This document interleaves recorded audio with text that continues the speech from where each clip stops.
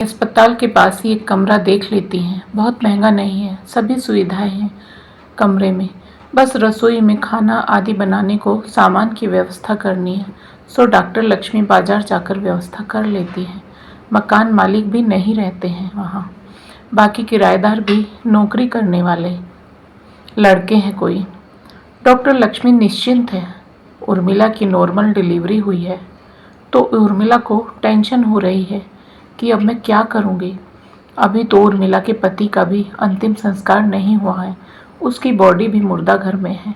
कितना दुख सहना पड़ रहा है उर्मिला को।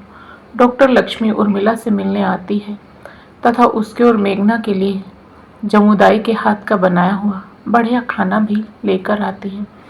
पहले मेघना को खाना खिलाने के बाद उर्मिला के पास आती है। डॉक्टर लक्ष्मी को देखते ही उर्मिला के चेहरे पर मुस्कान आ जाती है। कैसी हो उर्मिला, और युवराज कैसा है? मैं अच्छी हूँ दीदी, और आपका युवराज भी अच्छा है। अच्छी हो तो चेहरे पर ये परेशानी के भाव कैसे झलक रहे हैं? वो दीदी आज 3 दिन हो गए हैं डिलीवरी हुए। नर्स बोल रही थी कि कल अस्पताल से डिस्चार्ज कर देंगे। कल अस्पताल का बिल भी भरना है, और यह भी सोच रही हूँ क्या करूँगी, कहाँ जाऊँगी। अभी कुछ भी मत सोचो। अभी तुम्हें सबसे अधिक ज़रूरत अच्छे भोजन की है, और आज जमुदाई ने तुम्हारे और मेघना के लिए बहुत स्वादिष्ट भोजन बनाया है। तो पहले भोजन करो, उसके बाद बाकी बातें। आप मेरी अपनी नहीं हैं, फिर भी मेरा कितना ख्याल रख रही हैं। मैंने माँ को नहीं देखा, लेकिन यदि अब मेरी माँ होती तो शायद इतना ख्याल तो मेरी माँ भी नहीं रख पाती। दीदी, ये कर्ज मैं आपका कैसे उतार पाऊँगी? अच्छा, कर्ज बाद में उतारना, पहले भोजन करो, पेट में चूहे कूद रहे होंगे। डॉक्टर लक्ष्मी उर्मिला को दिखावटी डांटते हुए बोलती है। उर्मिला खाना खाने के लिए ठीक से बैठ जाती है। डॉक्टर लक्ष्मी उर्मिला के लिए खाना परोस देती हैं। उर्मिला भरी भरी आंखों से डॉक्टर लक्ष्मी की ओर देखते हुए कहती है, दीदी, आप सिर्फ मेरी दीदी नहीं हैं, आप तो मेरी दीदी माँ हैं। आज से मैं आपको दीदी माँ बोलूँगी। हाँ, बोल लेना। अब खाना खाओ। उर्मिला खाना खाने लगती है। डॉक्टर लक्ष्मी वहीं बैठ जाती है उर्मिला के पास। उर्मिला को खाना खिलाने के बाद डॉक्टर लक्ष्मी उर्मिला के बेटे युवराज को प्यार करती हैं और फिर मेघना के पास चली जाती है। मेघना बेड पर लेटकर बेटी को दूध पिला रही है। क्या कर रही हो मेघना? क्या तुम्हें मालूम नहीं है यूं लेटकर बच्चे को स्तनपान नहीं कराना चाहिए? डॉक्टर दीदी आप? हाँ मेघना, मैं। पर क्या यहाँ की किसी नर्स ने तुम्हें नहीं बताया कि ऐसे बिस्तर पर लेटकर बच्चे को स्तनपान नहीं कराना चाहिए? यह बच्चे के लिए हानिकारक है। माफ़ करना डॉक्टर दीदी, मुझे मालूम नहीं था। मेघना, बच्चे को सदैव ही बैठकर स्तनपान कराना चाहिए। इससे बच्चे को कोई हानि भी नहीं होगी और अच्छे से पेट भर जाने पर तृप्ति भी होगी। क्या करूं डॉक्टर दीदी? कैसे मालूम होती यह बात? अब से पहले तो मेरी बच्चियों को जन्म लेते ही मार दिया गया। मैं तो माँ बनकर भी बांझ ही रही। यह बात बोलते हुए मेघना की आंखें भर आई और वह भरी भरी आंखों से अपनी बेटी की ओर देखकर बोलती है, डॉक्टर दीदी, आपकी वजह से आज मैं अपनी बेटी को अपनी गोद में खिला रही हूँ, अपने सीने से लगा रही हूँ। एक माँ पर बहुत बड़ा उपकार किया है आपने। आपका यह कर्ज मैं कैसे उतार पाऊंगी? मेघना डॉक्टर लक्ष्मी के सामने हाथ जोड़ते हुए बोलती है। डॉक्टर लक्ष्मी मेघना के करीब जाकर उसके जुड़े हुए हाथों को अपने दोनों हाथों से पकड़ते हुए कहती है, मेघना, मैंने कोई एहसान नहीं किया तुम्हारे ऊपर, बल्कि मैंने तो पूर्व में की गई अपनी गलतियों के पश्चाताप हेतु यह किया है। मैं कभी माँ तो नहीं बनी, परंतु एक स्त्री होने के नाते एक माँ की पीड़ा मैं समझ सकती हूँ। ठाकुर ने कितनी दफा आहुति दी कन्याओं की, और मैं मूक बनी देखती रही। जो कदम मैंने आज उठाया, यह कदम मैं पहले भी उठा सकती थी। पता लगने पर अधिक से अधिक क्या होता, मेरी भी आहुति चढ़ जाती ना। मेघना, एक बात कहूँ? हाँ डॉक्टर दीदी, एक नहीं 2 बात कहो। आपकी तो हर बात सुनने को तैयार हूँ मैं। मेघना, तुम्हारी बेटी का नाम क्या मैं रख सकती हूँ? हाँ हाँ डॉक्टर दीदी, बिल्कुल रख सकती हूँ। मुझे तो खुशी होगी यदि आप इसका नाम रखेंगी। आपकी ही तरह होशियार और बहादुर बनेगी यह। हाँ मेघना, मैं यही चाहती हूँ, यह बहादुर बने, अपने हक के लिए लड़ना सीखे और बड़ी होकर अपने खानदान की उन सभी कुरीतियों की आहुति दे सके जो कि स्त्री के लिए अभिशाप है। मेघना, आज मैं डॉक्टर लक्ष्मी तुम्हारी बेटी का नामकरण करती हूँ। आज से तुम्हारी बेटी का नाम होगा आहुति। आहुति? यह कैसा नाम हुआ डॉक्टर दीदी? आहुति? हाँ मेघना, आहुति।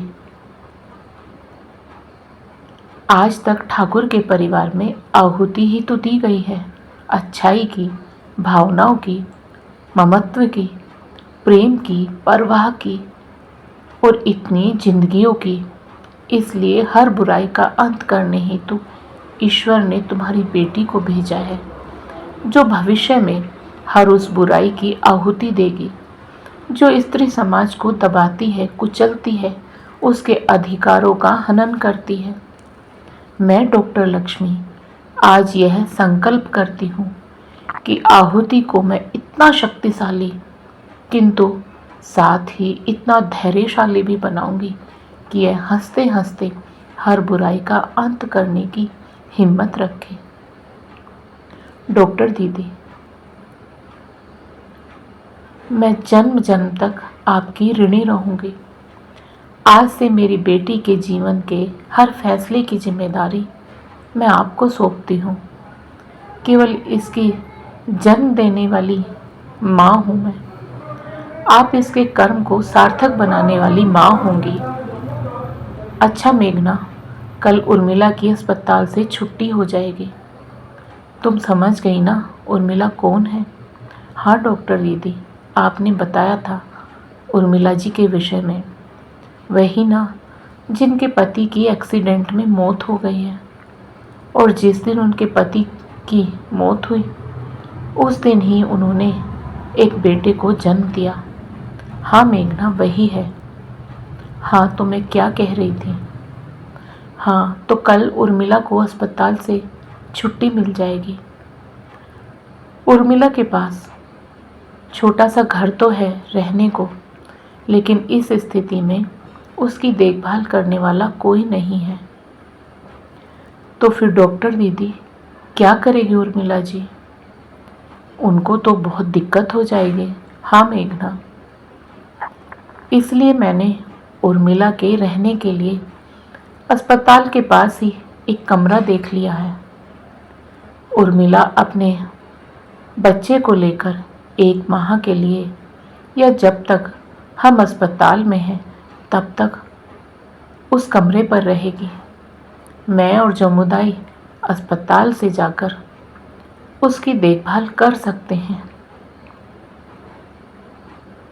ये तो बहुत अच्छी बात है डॉक्टर दीदी। उस बेचारी का कोई सहारा नहीं है। ऐसे समय उसको सहारा देकर आप बहुत अच्छा कार्य कर रही हैं। मेघना, मैं तो अपने पापों का प्रायश्चित कर रही हूँ। मेरा मन मुझे कचोटता रहता है, धिक्कारता रहता है मुझे कि तूने अच्छा नहीं किया। इतनी मासूम जानों की हत्याओं की जिम्मेदार है तू। डॉक्टर दीदी, आपका क्या दोष है? आपकी भी तो जान को खतरा था। आपके ऊपर भी तो ससुर जी के डर की तलवार लटकी रहती थी। आप साथ नहीं देती तो आपको भी मार दिया जाता। आप कर भी क्या सकती थी? अब भूल जाइए पिछली बातों को। अब तो हमें आगे की पिक्चर सोचनी है। हाँ मेघना, अभी कल के बाद एक नेक कार्य और करवा दूं। उसके बाद केवल और केवल यह सोचना है कि तुम्हें और आहुति को ठाकुर के कहर से कैसे बचाकर रखना है। कुछ ऐसा करना है जो सांप भी मर जाए और लाठी भी न टूटे। और क्या नेक काम करना है डॉक्टर दीदी? उर्मिला के पति का अंतिम संस्कार करवाना है। उसके पति की देह अभी मुर्दा घर में रखी हुई है। उसकी मुक्ति का इंतजाम करना है। डॉक्टर दीदी, ये ईश्वर इतने दुख क्यों देता है हम इंसानों को? मेघना, ईश्वर हमें दुख नहीं देता है, बल्कि हम गलत कार्य करके उल्टे उस ईश्वर को कष्ट देते हैं। वो तो हम इंसानों को बहुत प्यार से, बहुत जतन से बनाता है। हर काम को जिम्मेदारी से और सुंदरता से करता है। हमारे ऊपर केवल एक जिम्मेदारी छोड़ता है और वह भी हम ठीक से नहीं कर पाते हैं। वो क्या डॉक्टर दीदी? मेघना, भगवान हमारे ऊपर केवल कर्म करने की जिम्मेदारी छोड़ता है। भगवान हमें परखने के लिए दोनों तरह के कर्म हमारे हिस्से में देता है। बस हमें चुनाव करना है दोनों तरह के कर्म से कि हम बुरे कर्म चुनते हैं या अच्छे कर्म चुनते हैं। जैसा चुनाव वैसा फल। पर दीदी, मैंने क्या बुरा कर्म किया? मुझे तो कुछ ऐसा याद नहीं पड़ता कि मैंने ऐसा कोई कर्म किया हो। फिर मुझे क्यों सजा मिली? पति मिला तो ऐसा मिला जिसने कभी प्यार तो क्या, ढंग से बात तक नहीं करी। मेरी बच्चियों को जन्म लेते ही मार दिया गया। मेघना, एक जन्म के कर्मों के फल नहीं मिलते हैं। ये आत्मा अनेकों जन्म लेती है। न जाने किस जन्म के कर्मों का फल हमें भोगना पड़ रहा है। दीदी, मेरा कोई अच्छा कर्म होगा जो आप मुझे मिले। पता नहीं मेघना, तुम्हारा कोई अच्छा कर्म होगा या मेरा कोई अच्छा या बुरा कर्म होगा जो हम एक दूसरे को मिले। वरना किसी और जगह भी तो मैं डॉक्टर की प्रैक्टिस के लिए जा सकती थी। ठाकुर के गांव में ही कोई ज़रूरी नहीं था मेरा आना। अच्छा इसलिए कि तुम मुझे मिली और बुरा इसलिए कि ठाकुर जैसा व्यक्ति इस गांव में रहता है। पता नहीं डॉक्टर दीदी, ऐसे बुरे लोगों को सजा क्यों नहीं देता है भगवान? मेघना, भगवान जब देता है ना तो ब्याज के साथ देता है, और ऐसा देता है कि व्यक्ति सोचता है मैंने बुरा कर्म किया तो क्यों किया, भगवान से रहम की भीख मांगता है। अच्छा मेघना, अब तुम आराम करो, मैं डॉक्टर रमा से मिलकर आती हूँ। और हाँ, ख्याल रहे अब मेरी आहुति को लेटकर दूध मत पिलाना। ना ना डॉक्टर दीदी, अब तो मैं ख़ास ख्याल रखूँगी इस बात का। बिल्कुल भी ऐसी गलती ना करूंगी। मेघना अपने कान पकड़ते हुए कहती है। मेघना के पास से उठकर डॉक्टर लक्ष्मी सीधे डॉक्टर रमा के पास जाती है। डॉक्टर रमा अभी ओपीडी में पेशेंट को देख रही हैं, तो डॉक्टर लक्ष्मी जमुना दाई को यह बोलकर कि जमुना दाई आप मेघना के पास चली जाओ, मैं यहीं पास के मार्केट से कल के लिए कुछ सामान खरीद कर ले आती हूँ। ठीक है डॉक्टरनी जी, आप चली जाओ, मैं छोटी मालकिन के पास चली जाती हूँ। डॉक्टर लक्ष्मी अभी अस्पताल से बाहर निकलने ही वाली होती है कि डॉक्टर लक्ष्मी की नज़र सामने से आते हुए ठाकुर पर पड़ती है। डॉक्टर लक्ष्मी की तो रूह कांप जाती है ठाकुर को आते हुए देखकर। ये तो अच्छा है कि ठाकुर की नज़र डॉक्टर लक्ष्मी पर नहीं पड़ी थी। डॉक्टर लक्ष्मी तुरंत छिपते छिपाते डॉक्टर रमा के पास पहुंच जाती है। डॉक्टर रमा ओपीडी में मरीज को देख रही होती है। डॉक्टर लक्ष्मी के यूं अचानक ओपीडी में आने से डॉक्टर रमा भी चौंक जाती है। क्या हुआ डॉक्टर लक्ष्मी, आप इतनी घबराई हुई सी क्यों हैं? आपका चेहरा तो सफ़ेद पड़ रहा है, तबीयत तो ठीक है आपकी? डॉक्टर लक्ष्मी चेयर पर बैठ जाती है। फिर डॉक्टर रमा से कहती हैं, डॉक्टर पहले तो मैं पानी पीऊँगी, उसके बाद आपसे अकेले में बेहद ज़रूरी बात करनी है। बात केवल 5 मिनट की है। ठीक है डॉक्टर लक्ष्मी, आप शांति से पहले पानी पिए। उसके बाद डॉक्टर रमा बैठी हुई मरीज की ओर मुखातिब होती है तथा उससे बोलती है, आप 10 मिनट बाहर बैठिए, 10 मिनट बाद आप अंदर आना। वह मरीज बुरा सा मुंह बनाते हुए उठकर चली जाती है। दोनों डॉक्टर उसको अनदेखा कर देते हैं। फिर डॉक्टर लक्ष्मी की ओर देखते हुए डॉक्टर रमा बोलती है, अब बताइए डॉक्टर लक्ष्मी, आप इतनी घबराई हुई क्यों हैं? डॉक्टर रमा, बात ऐसी है, अभी मैंने ठाकुर को अस्पताल के अंदर दाखिल होते हुए देखा है। आप नर्स से बोलकर मेघना को आईसीयू में शिफ्ट कर दीजिए, क्योंकि मुझे मालूम है आज निश्चित ही ठाकुर साहब मेघना और उसके बच्चे से मिलने की जिद करेंगे। तो डॉक्टर लक्ष्मी, उससे क्या होगा?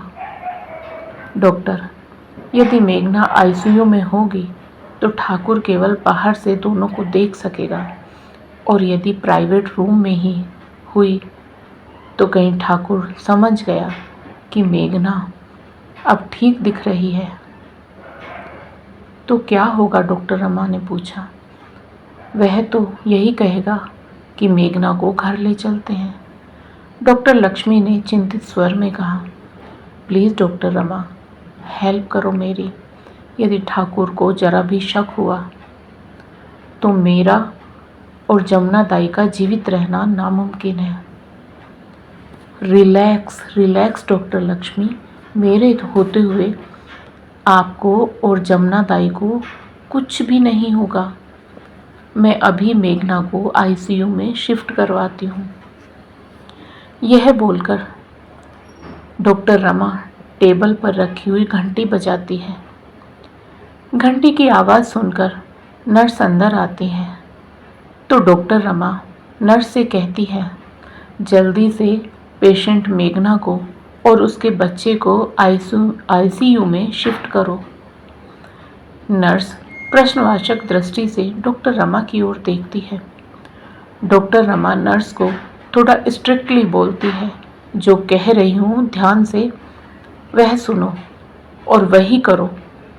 ओके मैडम, मैं अभी शिफ्ट करवा देती हूँ, नर्स डरते हुए बोलती है और वहाँ से जल्दी से जाकर मेघना को आईसीयू में शिफ्ट करवा देती है। डॉक्टर लक्ष्मी और डॉक्टर रमा आईसीयू की तरफ चल देती हैं। जमुना दाई भी आईसीयू के बाहर खड़ी हुई है। जमुना दाई डॉक्टर लक्ष्मी को देखते ही पूछने लगती है, डॉक्टरनी जी, छोटी मालकिन को इधर शिफ्ट क्यों किया? जमुना दाई, ठाकुर साहब। उतनी देर में जमुना दाई को ठाकुर आता हुआ दिख जाता है तो जमुना दाई ठाकुर से पर्दा कर लेती है। जमुना दाई समझ जाती है कि मेघना को यहाँ शिफ्ट क्यों किया गया है। जमुदाई धीरे से डॉक्टर लक्ष्मी से कहती है, डॉक्टर निजी, ठाकुर साहब आ रहे हैं। डॉक्टर लक्ष्मी ठाकुर का आते हुए देख नहीं सकती क्योंकि जिधर से ठाकुर आ रहा है उधर डॉक्टर लक्ष्मी की पीठ है। डॉक्टर लक्ष्मी को जब ठाकुर के कदमों की आवाज़ करीब सुनाई पड़ती है तो डॉक्टर लक्ष्मी डॉक्टर रमा से कहती है, डॉक्टर, कितना समय और लगेगा मेघना जी को और उनके बेटे को ठीक होने में? देखिए डॉक्टर लक्ष्मी, अभी तो ट्रीटमेंट शुरू करें। 1 सप्ताह भी नहीं हुआ, ट्रीटमेंट चल रहा है, समय लगेगा अभी तो। 1 मंथ तो कम से कम लगेगा, उससे ऊपर भी लग सकता है। ठाकुर साहब नमस्कार, कैसे हैं आप ठाकुर साहब? डॉक्टर साहिबा, सब भवानी माँ की कृपा है, हम तो ठीक हैं, परंतु आप हमें यह बताइए, हमारा पोता और हमारी बहू कैसी है? ठाकुर साहब, बेस्ट ट्रीटमेंट चल रहा है, अभी कुछ आराम है, देखते हैं कब तक ठीक होते हैं दोनों माँ बेटा। देखते क्या है का क्या मतलब है डॉक्टर साहिबा? आप ठीक हमें यह बताएं कि कितना समय लगेगा। डॉक्टर रमा को गुस्सा तो बहुत आता है ठाकुर की बात पर और वह ठाकुर को कुछ बोलने ही वाली होती है, लेकिन डॉक्टर लक्ष्मी आगे बढ़कर ठाकुर से कहती है, ठाकुर साहब, मेरी डॉक्टर रमा से अभी इसी विषय पर ही बात हो रही थी। माँ और बच्चे के ट्रीटमेंट का लगभग 35 दिन का कोर्स है, वह तो अस्पताल में ही पूरा करना होगा। यदि बीच में घर ले गए तो माँ और बच्चे दोनों की जान को खतरा हो सकता है। अभी दोनों को काफ़ी आराम है और डॉक्टर रमा तथा इनका पूरा स्टाफ बहुत ख्याल रखते हैं दोनों का। ठीक है डॉक्टर निजी, आप ज़रा ख्याल रखना। और जमुना खबरदार, जो बहू और बच्चे के पास से कहीं इधर उधर गई तो। नहीं बड़े मालिक, मैं तो छोटी मालकिन और युवराज के पास ही रहती हूँ। पर मालिक, मुझे छोटी मालकिन के पास अंदर जाने की इजाज़त नहीं है अभी। पर मालिक, डॉक्टर निजी छोटी मालकिन का बहुत ख्याल रखती हैं। हाँ ठीक है जमुना, अब डॉक्टर निजी की वकील मत बन। उसके बाद ठाकुर डॉक्टर रमा की ओर मुखातिब होते हुए बोलता है, डॉक्टर साहिबा, क्या मैं अपने पोते से और बहू से मिल सकता हूँ? नहीं ठाकुर साहब, अभी तो बाहर से आने वाला कोई भी व्यक्ति, मेरा मतलब है अस्पताल के स्टाफ के अलावा कोई भी नहीं मिल सकता है। डॉक्टर लक्ष्मी भी एक डॉक्टर होने के नाते मेघना जी के पास जा सकती हैं। वैसे आप गेट के बाहर से ही शीशे में से देख सकते हैं। डॉक्टर रमा के कहने पर ठाकुर आईसीयू के गेट के बाहर से ही भीतर झांककर देख रहा है। डॉक्टर रमा भी ठाकुर के पास खड़ी होकर ठाकुर को बताती है, ठाकुर साहब, बेहद सेंसिटिव मामला है, हमने बड़े शहर से भी डॉक्टर को बुलाकर दोनों को एग्जामिन करवाया है, उन्हीं के निर्देश पर ट्रीटमेंट चल रहा है।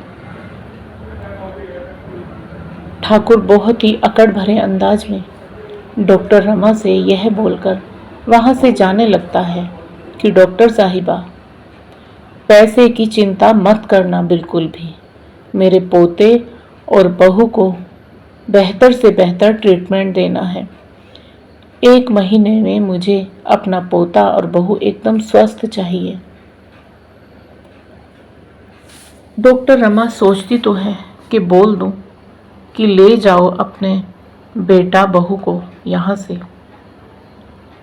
लेकिन डॉक्टर लक्ष्मी के विषय में सोचकर चुप हो जाती है। डॉक्टर रमा ओपीडी के बाहर बैठे बाकी बचे मरीजों को देखने के लिए चली जाती है। ठाकुर कुछ देर डॉक्टर लक्ष्मी और जमुना दाई को न जाने क्या क्या इंस्ट्रक्शंस देता है और फिर अस्पताल से चला जाता है। ठाकुर के चले जाने के काफ़ी देर बाद जब डॉक्टर लक्ष्मी को यह विश्वास हो जाता है कि अब ठाकुर वापस नहीं आने वाला है, तो मेघना को फिर से आईसीयू से उसके रूम में, प्राइवेट रूम में शिफ्ट कर दिया जाता है। एक दबंग के डर से डॉक्टर लक्ष्मी को भी एक साधारण इंसान की भांति दबंग ठाकुर के इशारों पर नाचना पड़ रहा है। वाहरी दबंग गई, तेरे भी जलवे हैं। एक पढ़ी लिखी वेल एजुकेटेड एमबीबीएस डॉक्टर को यूं इशारों पर नचाया हुआ है, क्योंकि प्रशासन के अधिकारी भी तो ऐसे दबंगों के यहाँ धोख लगाते हैं। डॉक्टर लक्ष्मी ने कितनी बार अपने ट्रांसफ़र की अर्जी दाखिल की है, किंतु हर बार खारिज कर दी गई। डॉक्टर लक्ष्मी ने थक हार कर अब अर्जी देना बंद कर दिया है। वह समझ गई है कि ठाकुर की मर्जी के बगैर कुछ नहीं होने वाला है। अब तो डॉक्टर लक्ष्मी को कुछ ऐसा प्लान बनाना है ठाकुर की नाक के नीचे से ही, कि ठाकुर तो क्या, ठाकुर के पुरखों को भी कुछ भनक ना लगे। डॉक्टर लक्ष्मी मन ही मन निश्चय करती है कि अब तो कल निश्चित ही उर्मिला से मुझे बात करनी होगी। पता नहीं उर्मिला तैयार होगी या नहीं, पर मैं अपनी पूरी जान लगा दूंगी उर्मिला को समझाने में। उर्मिला की मजबूरी उसको मजबूर कर देगी मेरे प्लान में साथ देने को। हे ईश्वर, मुझे माफ़ करना। मैं एक मासूम को बचाने के लिए दूसरे मासूम का सहारा लेना होगा मुझे। डॉक्टर लक्ष्मी हाथ जोड़कर ईश्वर से मन ही मन माफ़ी मांगती है, साथ ही सफलता प्राप्ति हेतु प्रार्थना करती है। अगले दिन सुबह 10 बजे तक उर्मिला के अस्पताल से डिस्चार्ज के पेपर तैयार हो जाते हैं। डॉक्टर लक्ष्मी उर्मिला की डिलीवरी पर जो भी खर्च आया है वह पूरा पेमेंट अपनी जेब से करती है। उर्मिला तो डॉक्टर लक्ष्मी का आभार व्यक्त करते हुए नहीं थक रही है। डॉक्टर लक्ष्मी उर्मिला को अस्पताल से उस रूम पर ले जाती है जो रूम डॉक्टर लक्ष्मी ने अस्पताल के करीब ही किराए पर उर्मिला की देखरेख के लिए तथा साथ ही वहीं से मेघना की देखरेख के लिए लिया है। फुल फर्निश्ड रूम है जिसमें एक डबल बेड, एक single bed, attached latrine bathroom तथा किचन भी है। जमुना दाई और डॉक्टर लक्ष्मी ने जरूरत का सभी सामान जुटा लिया है। ठाकुर ने तो डॉक्टर लक्ष्मी को उनके अपने घर से कपड़े तक नहीं लेने जाने पर रोक लगा दी, तो डॉक्टर लक्ष्मी ने अपने और जमुदाई के लिए पास के मार्केट से कुछ कपड़े खरीदे। उर्मिला के बच्चे के लिए कपड़े, उसके लिए ज़रूरी सामान भी डॉक्टर लक्ष्मी ने खरीदा। रूम पर पहुंचने के बाद उर्मिला ने डॉक्टर लक्ष्मी से कहा, दीदी माँ, यदि आप इजाज़त दें तो मैं अपने घर पर जाकर अपना ज़रूरी सामान ले आऊँ। डॉक्टर लक्ष्मी उर्मिला को समझाती है, उर्मिला, अभी तुम इस स्थिति में नहीं हो कि ऑटो रिक्शा या रिक्शा से कहीं आ जा सको। तुम्हारी जो भी आवश्यकता है वह मैं पूरी करूँगी। मेरा भी कौन है इस जहान में, तो मैं ये समझूंगी अपनी बेटी तथा अपने नाती पर खर्च कर रही हूँ। दीदी, दीदी माँ, आप तो मेरे लिए। बोलते बोलते उर्मिला की आवाज़ भर्रा गई और आंखों से 2 मोती उसके गालों पर ढुलक आए गए और उर्मिला के आंसुओं से भरी आंखों में डॉक्टर लक्ष्मी के प्रति कृतज्ञता झलक रही थी। डॉक्टर लक्ष्मी ने आगे बढ़कर उर्मिला के गालों पर ढुलक आए आंसुओं को अपने हाथों से पोंछा और उसको गले लगा लिया। उर्मिला एक छोटी बच्ची की भांति डॉक्टर लक्ष्मी से चिपक गई। उर्मिला को भी तो कभी माँ का प्यार नहीं मिला था। वो जानती भी नहीं थी कि माँ का प्यार क्या होता है, माँ क्या होती है।